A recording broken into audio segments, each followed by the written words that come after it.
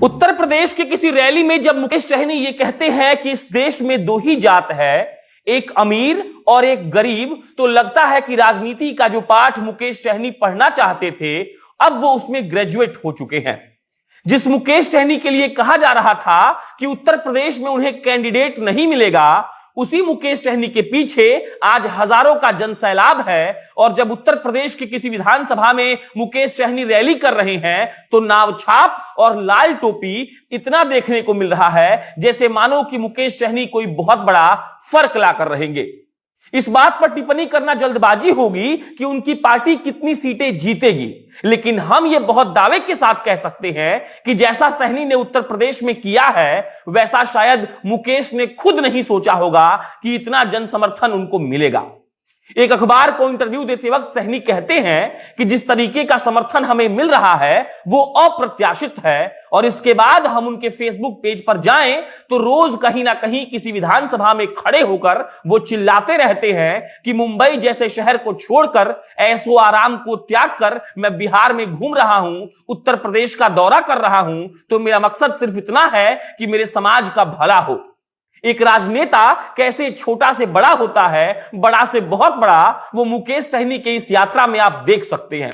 सीटों को जितना और हारना राजनीति के सफर जैसा है, लेकिन विरोध के बावजूद भी अपना झंडा गाड़ने का हुनर रखना ताकत है जो कम ही नेता कर पाते हैं, जिसे मुकेश सहनी ने करके दिखाया है। जब लगातार इस बात पर बयान दिए जा रहे थे कि अगर सहनी उत्तर प्रदेश में चुनाव लड़ते हैं तो बिहार से उनका मंत्री पद भी जा सकता है, फिर भी जो आदमी टस से मस नहीं हुआ, उत्तर प्रदेश के 165 सीट पर अपने उम्मीदवारों को उतारने के ऐलान के बाद जिस तरीके से मुकेश ने जमीन पर उसे चरितार्थ किया है, वो दिखाता है कि आज से 10 साल बाद मुकेश सहनी कहीं बहुत बड़े पद पर होंगे।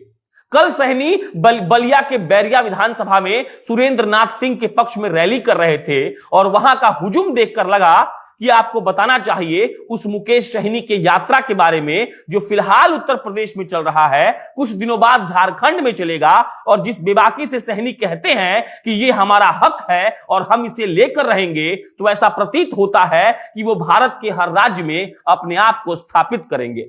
अब नमस्कार, मेरा नाम प्रशांत राय है। आप जनता जंक्शन का स्पेशल सेगमेंट एक्सप्लेनर देख रहे हैं। उत्तर प्रदेश के बलिया के बैरिया विधानसभा में मुकेश सहनी कहते हैं कि जो लोग ये कह रहा है कि हमने ये दिया, हमने वो दिया, उन लोगों को हम ये कहना चाहते हैं कि उन लोगों ने कोई एहसान नहीं किया है। जनता के पैसे से जनता को कुछ दे देने भर से आप मेहरबानी नहीं करते हैं। और ये कहते हुए सहनी रामविलास पासवान का उदाहरण देते हैं और कहते हैं कि गरीब का बेटा आएगा तो गरीब का भला करेगा। और आगे बोलते हैं कि जब कोरोना के दौर में गरीब भूखे सो रहा था तब रामविलास पासवान ने स्कीम लाया और सबके घर अनाज पहुंचवाया। ये सब बोलते वक्त सहनी जिस कॉन्फिडेंस से लबरेज दिखे, वो साबित कर रहा था कि उनके मन में कुछ बड़ा करने का जुनून है। उत्तर प्रदेश में रैली करते वक्त सहनी अपने हर रैली में लोगों को ये याद दिला रहे हैं कि आपके साथ जो वादे हुए थे वो कभी पूरे ही नहीं हुए। 2 करोड़ रोजगार का वादा, काला धन वापस आने के बाद हर व्यक्ति के अकाउंट में 15 लाख आने का वादा कहां गया? इस बात पर सहनी सवाल पूछ रहे हैं।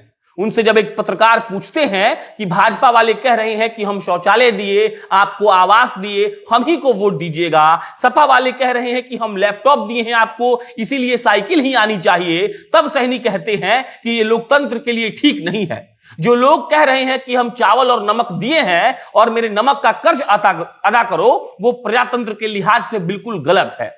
कल का एक वाक्या है कि सहनी मीटिंग से वॉकआउट कर गए ये कहते हुए कि अगर हमारा बात दरोगा नहीं सुनेगा तो मंत्री पद पर रहने का क्या फायदा।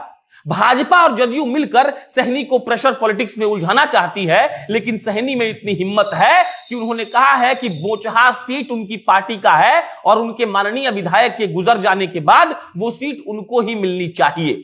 जब बार बार इस बात पर टिप्पणी हो रही थी कि सहनी अगर उत्तर प्रदेश में योगी योगी नहीं बोलेंगे तो उनको बिहार में कहीं का नहीं छोड़ा जाएगा, तब भी उस आदमी ने यह साबित किया कि अगर आपके अंदर जुनून और हिम्मत है तो आप जो चाहे कर सकते हैं। और कल तो उन्होंने यह भी कह दिया कि हम मंत्री पद छोड़ भी सकते हैं, पद का लालच हमको नहीं है।